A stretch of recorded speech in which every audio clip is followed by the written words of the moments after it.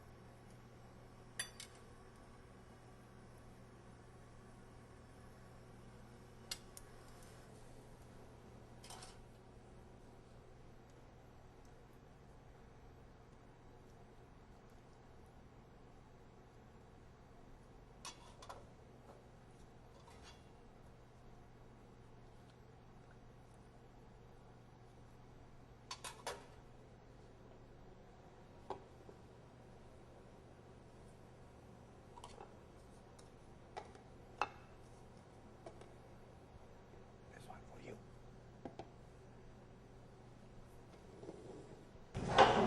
People work so late. That's crazy. This how much education is from a chef. Well, that's occupational hazard. I know, but I don't know though. It's amazing. I mean, when there's so much sake and beer in the refrigerator, that's occupational hazard. Yeah. We were celebrating the end of the last menu and beginning a new menu. Why not? You know.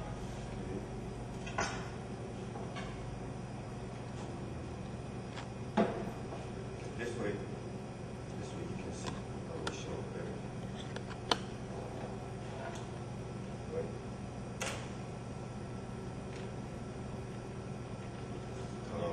Do we need to送他的音？要不要送他的音？对，This is grated potato. Okay. Mountain potato. Japanese mountain potato.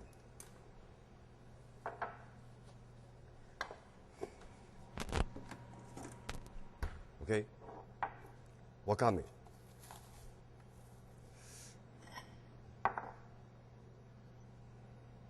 Wakame. Potato. This, should I put this here? No. Yeah, what do you think? How about basket? I think it will be too much. Just Okay. simple like this. All right. Now, tofu, right? Then we sieve.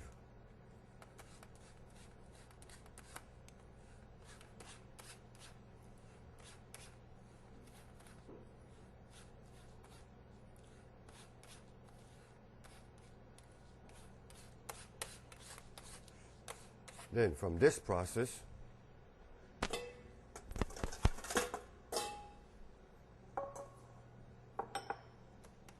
to this, we collect all this.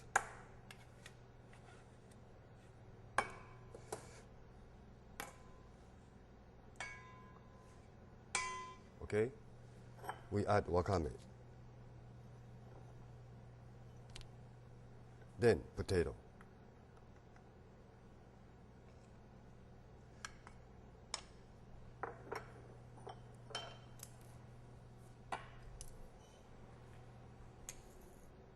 Light salt.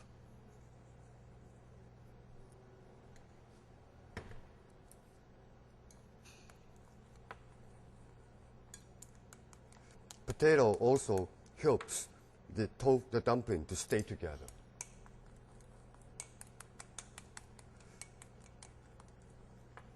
And this is the same result as this. So maybe you could get a shot of the, holding it and showing him. Okay, like this. Good? Done. Good. Done. Thank you. Thank you.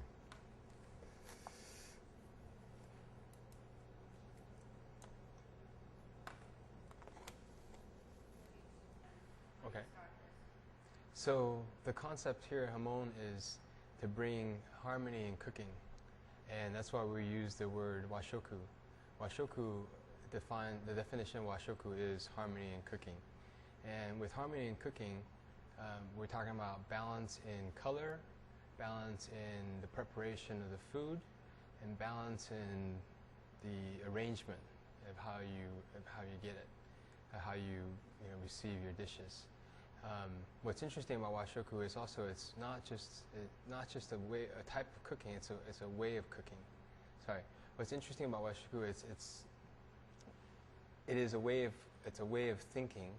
It's a philosophy, and when you instill that into the food, all of a sudden the food becomes more meaningful.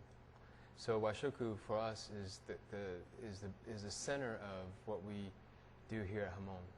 We try to bring harmony in everything that we do, in every ingredient and all the different processes. And so with harmony, then all of a sudden the food becomes more meaningful, like I said. So month after month, we bring a new story which ties into the traditions of Japan. So for instance, in February we have Saba Road, and that particular menu brings the story of how the saba mackerel got from the ocean to the people.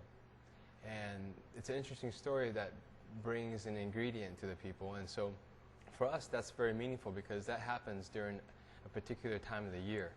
And that particular time of the year is when the mackerel is best eaten. So each story that we bring out every month there's another story that tells you or gives you insight to the Japanese culture.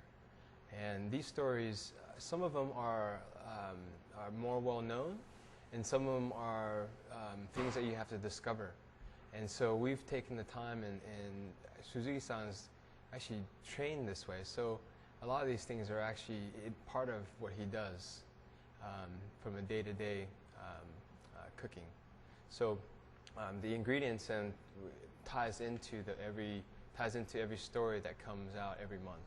And so with the new story, new menu comes out, and new emphasis on us bringing something to the general public about culture, about food, which I think a lot of people at this time, they understand Japanese cuisine to a very general level. And I think what we're doing now is bringing them to a very specific level, down to the details, down to where Suzuki-san is from, which is the Wakayama region. And so that region tends to have food that's more subtle, the ingredients are more honest, and the taste is more honest. And this way it's not covered up with a lot of sauces, a lot of different flavoring. It's very pure to the food, the original ingredient. And so what we try to do here is then bring out these ingredients to people and allow them to understand that this is what the food should taste like. This is what, some of these, like this next month we're going into vegetarian cuisine, which I think for a lot of people is maybe something they haven't experienced before. Vegetarian cuisine has always been more, I think, like people don't think of it as a high art form like this. When we talk about shojin nigiri, vegetarian sushi, all of a sudden people like, well, that's just pickles and different things like that, right? And it's not. Or is it cucumber roll? Or it's more than that. It actually goes deeper than that, because a lot of this vegetarian food was created in the temples, and way back in before the Western influence.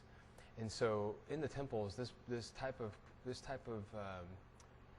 art is practiced, and a lot of chefs will actually go to the temples to refine their art in this type of cooking, because there is a limited palette of vegetables, and so there's no meat, no cheeses, no animal products, basically what it is. And so when you have this limited palette, all of a sudden you have to be very creative in terms of how you cook it and also how you present it. And so for us, it's really an honor to be able to showcase this and allow people to understand that this is another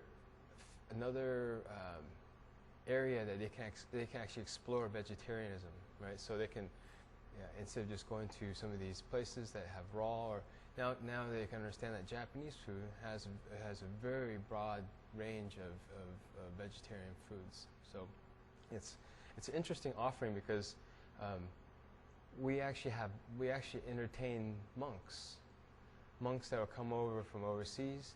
They'll actually stop here, and we'll prepare a full vegetarian kaiseki menu for them, where there's no animal products at all, down to the boards that we cut on. We use clean boards, so it's never been touched by animals. So this way they feel comfortable eating here, and that makes us realize that we're doing something good if they're able to do that.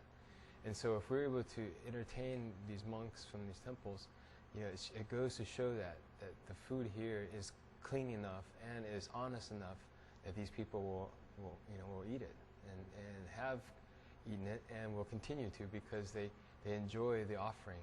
And not too many places will go to that extent of doing that. And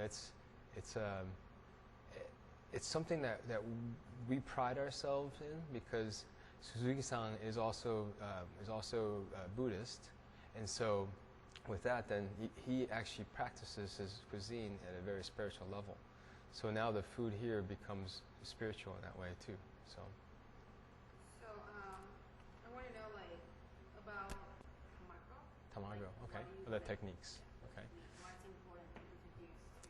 Okay.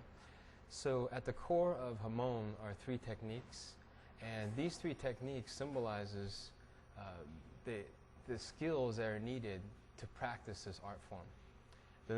The first technique is called katsuramuki, and that is peeling of the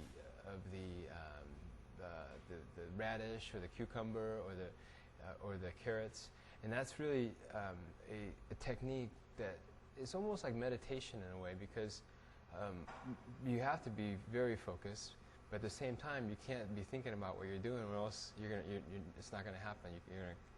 So it's a technique that allows you to be centered and improves focus. When you go into tamago, the egg was used quite a bit prior to the introduction of meat in Japanese culture. So the tamago became an item that was used throughout all the different menus because of that.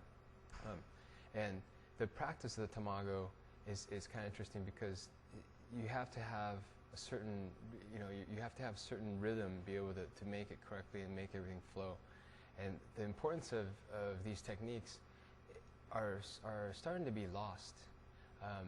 People don't practice this enough, and like say for instance the katsuramuki, you can actually just buy a machine and stick your radish on there and spin it, and it'll cut it just as thin.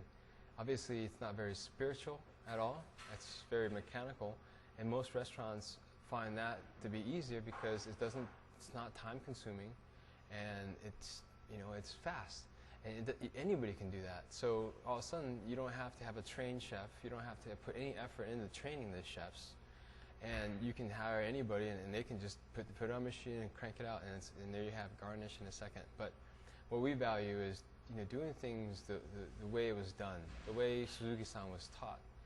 All these things are meaningful, and if you do it, if you take the time to practice those techniques, all of a sudden you elevate your own skill and your own art form to another level. And for us, that's important. That's more important than speed and quantity.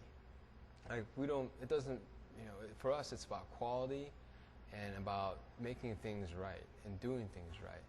And so tamago, if there's a mistake made, you make it again.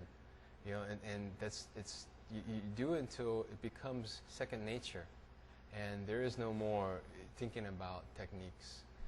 Even down to nigiri, which is the third category, the third technique. And the nigiri is interesting because you have to make the rice a certain way, you have to cut the fish a certain way, but what's important is the relationship between the rice and the fish, or the rice and whatever object you're putting on top, is the harmony of the two. So a lot of places won't even consider the amount of rice that gets put into their hand. They can feel a certain amount, but the balance has to be correct for this and this in order for it to have harmony. So if the fish and the rice are equal in weight and texture, then there's balance. If you squeeze the rice a little too hard, you have a little too much rice in there, all of a sudden you can see the balance gets thrown off. There's more rice than fish. And you can tell a house how skilled they are in this by just looking at their presentation of their nigiri. And a lot of times people think that rice is you need more rice because it's filling. Well, that's not what the rice is for. The rice is actually a platform for the object that goes on top. And being a platform, it doesn't stand out. It shouldn't stand out, and there shouldn't be attention called to it. It just becomes a thing that the fish drapes over.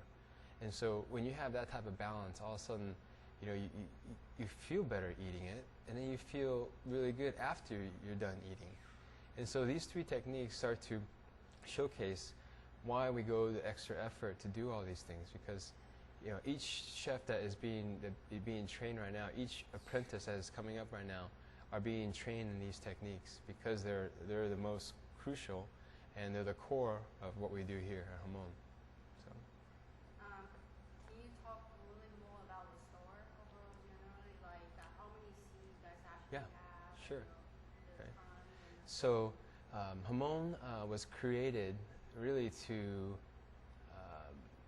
give the customer an experience from not only from eating, but also from the environment that you're in, the details that we've paid attention to create this space.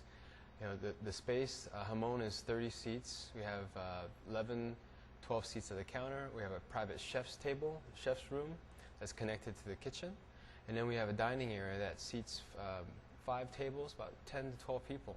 So it's a relatively small, intimate space, which I think it starts to create that feeling of being somewhere special. And the way we designed it was that, so you only have one row of tables or of interaction, right? So this way, when you only have one row, it feels more intimate, and it feels like the space is designed for you and not for us. And if you look at the space, you actually will find out that there is very little branding. A lot of people ask, okay, what is the name of Hamon after they finish eating? And I find that very rewarding to be able to answer that after they finish eating, because now they care about where they're at. And so the space is designed that way. So it's really about the customer and the interaction with the kitchen and the food. So the way it's lit up, the lighting is very subtle, it's very focused. The details of the space, of the colors, down to all the materials used, was selected to bring a certain calmness to people, and even down to the indoor bamboo that were planted into the ground.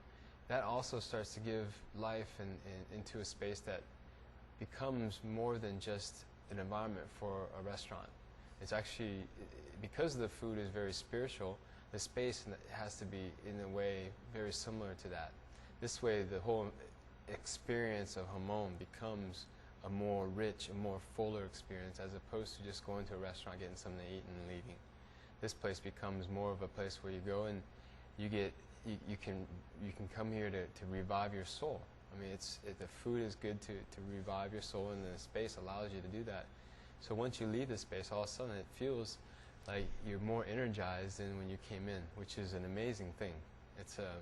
we have people talking about this, and the monks say the same thing. They're like, this is so relaxing in here. There is such a like ease that you've created with this environment. And so even from walking in, you'll see a 14-foot door, which starts to resemble doors of temples.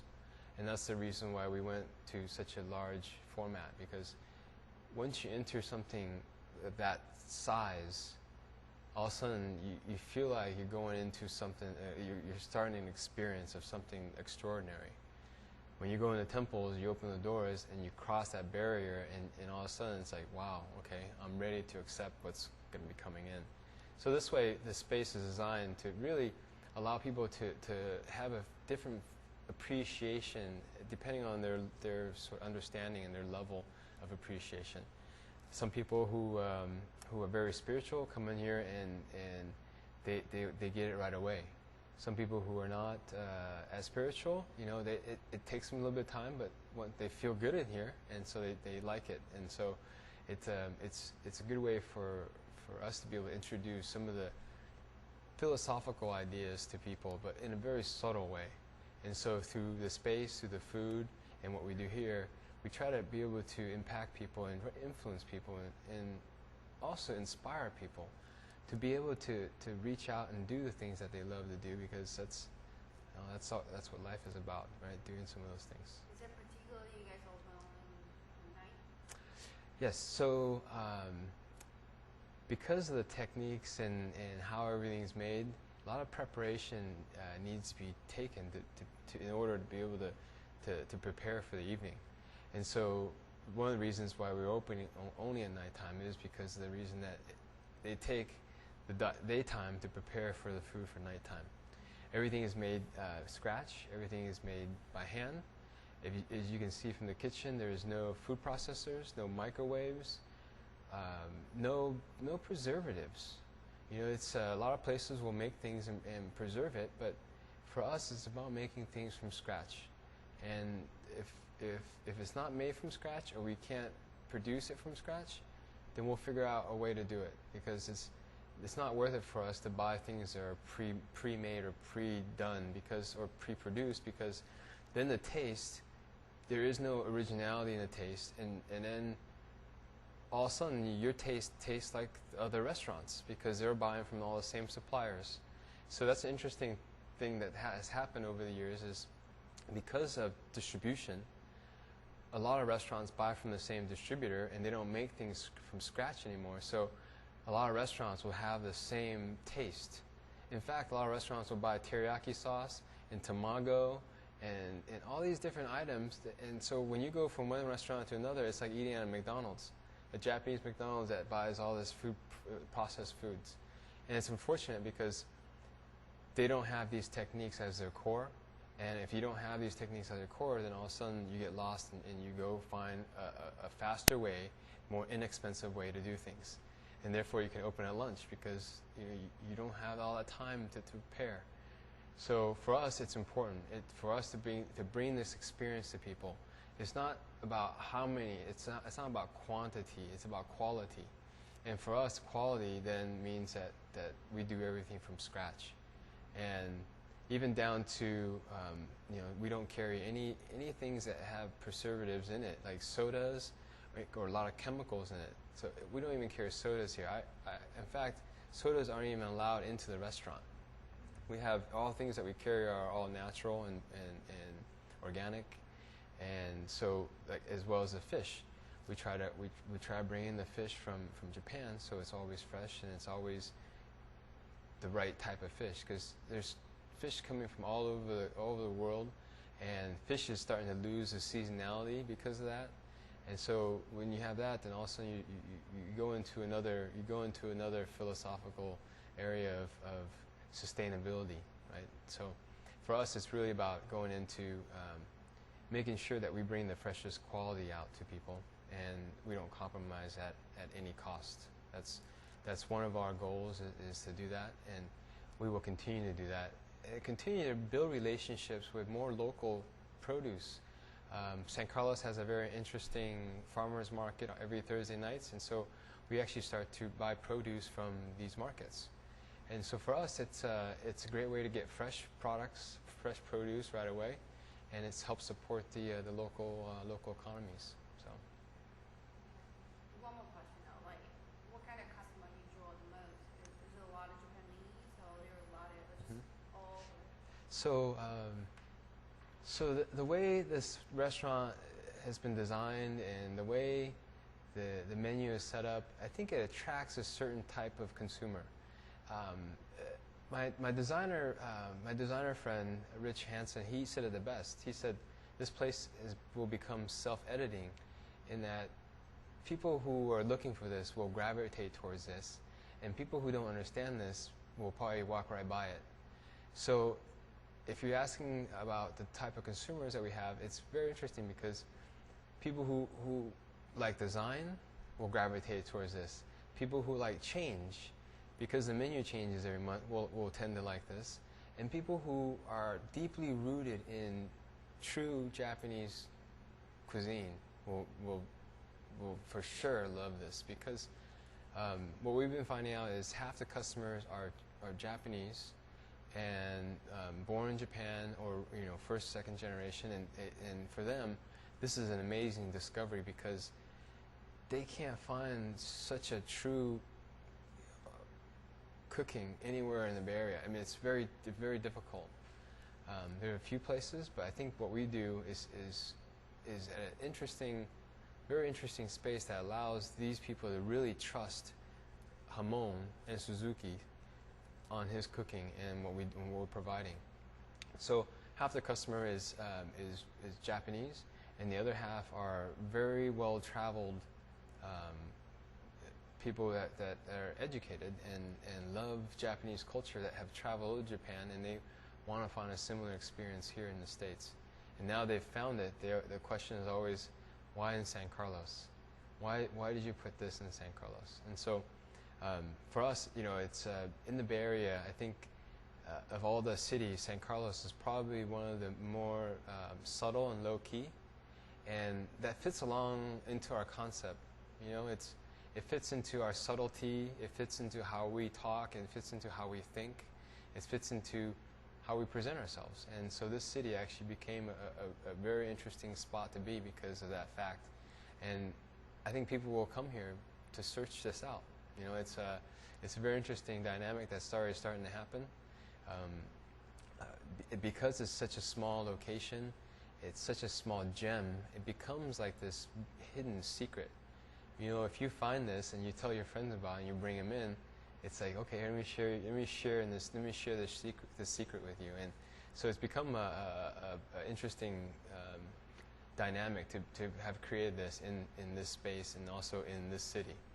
And I think from here on out, the growth of Hamon will be in a similar way. So if we talk about future Hamon locations, it'll be the same. We'll construct it the same way. So this becomes a true testing ground for the next expansion. So we'll go in and find a city that's very similar to San Carlos, that has people that are very well traveled, influencers, and also people that really understand and appreciate this food and what we're trying to bring to them.